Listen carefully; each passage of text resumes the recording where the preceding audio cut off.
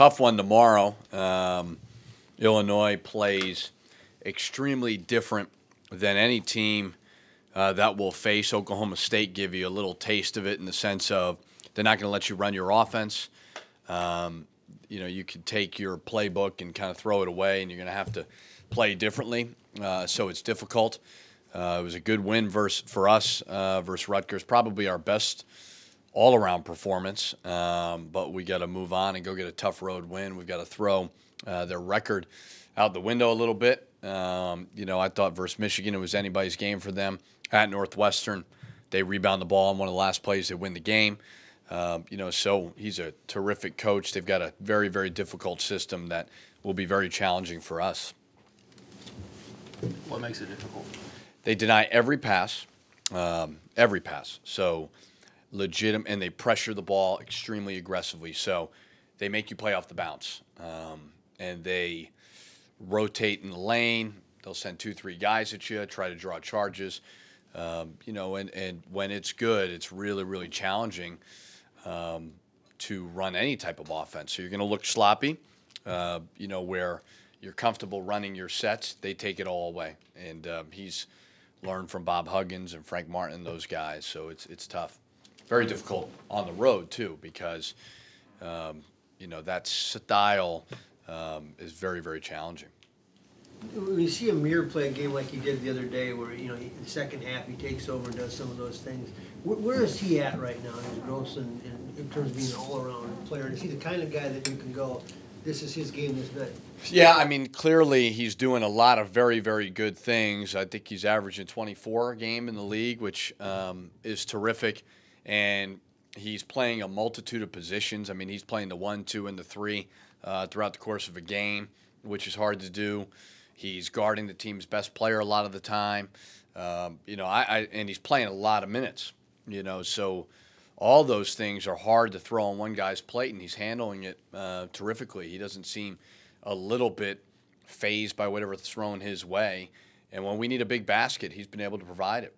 Is he a leader kind of, or is he kind of more just wants to just play? No, he shows great leadership. Their leadership is so different in a variety of ways. He may not be an in-your-face, yelling at you type of guy. Most young people are not, but he leads by example.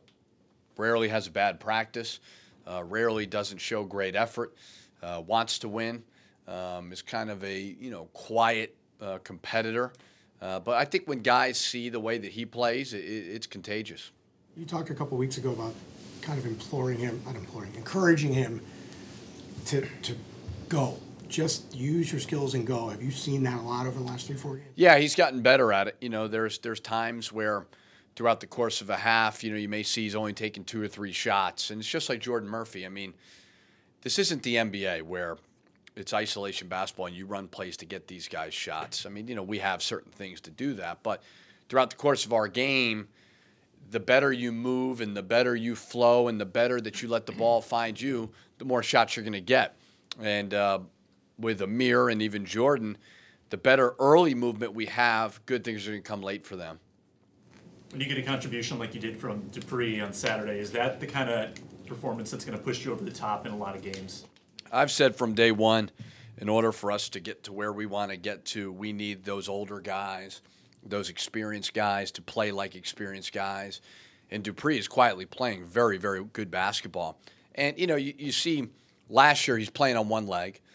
This year at the beginning of the season, for most of the games, he's going through a very, very difficult situation. So now that he's physically healthy, mentally, as time passes, I'm sure it's a little bit less difficult for him and to where he's got some clarity on the court. I think he's playing terrific basketball. What sort of intangibles does he bring? Really good defender. I think you saw there was a sequence last game where he was denying Geo Baker the ball, and I think he got the crowd into it. He's got great length. You saw versus Wisconsin, a couple steals late in the game. And then he's a good shooter. He really is. He's a better shooter than I think what you saw early. And when he's making shots, he's providing really good value in the defensive side of it. And when he plays like a senior does, it's huge. That's how you win in this league. Was there a time earlier this year that you saw his personal stuff with his mom really affecting him? Yeah, definitely. At Boston College, he was 0 for 9, and nobody really knew externally the gravity of what was going on with his family. But, you know, the night before, he was in New York and took a train at 6 a.m. to meet us for a shoot-around, and he didn't play well, but understandably so. You know, so it's like anything else. Nobody really knows what anybody's truly going through. We all deal with a lot of different things, but I do think that you can see the weight of the world isn't on his shoulders as much as it was. Richard, when you look at the league, a lot of teams bunched together. Is that because it's early, or do you think that's how it's going to be? I think it's early. I do think that from the teams that we've played, I think Maryland's really, really talented. You know, and now it comes down to winning at home. But I do think it's early. I mean, I think Michigan, Michigan State, and maybe now Maryland, they're very, very talented teams. And that's why it's so important for us to steal a few on the road, which is hard to do, and win those home games. And fortunately, we've got a good win versus Wisconsin under our belt on the road. We've played a tough schedule. Now it's just a matter of getting better and better and better and finding a way to go steal one tomorrow. You lost, obviously, the first two on the road, and then you beat Wisconsin. What was the difference, you think, in those two road Poise, physically and mentally poised. You know, Ohio State, we were totally overpowered by them. I think getting Eric back helps us. You know, I think Boston College, again, it was the same thing where we didn't make shots and we couldn't deal with it. Where against Wisconsin, I don't think it necessarily mattered. We were just going to continue to play our game, continue to defend and rebound. So there was a maturity level in that Wisconsin game that I thought we were really good. I thought Rutgers was the same way. There was a maturity of the ball didn't need to go into the basket for us to play the way that we need to play. Where Maryland, there was that a little bit. You've got some guys talk about wanting to be a top 4 team in the Big Ten. With as wide open as the conference looks for that spot right now, is that something you let your guys talk about and strive for?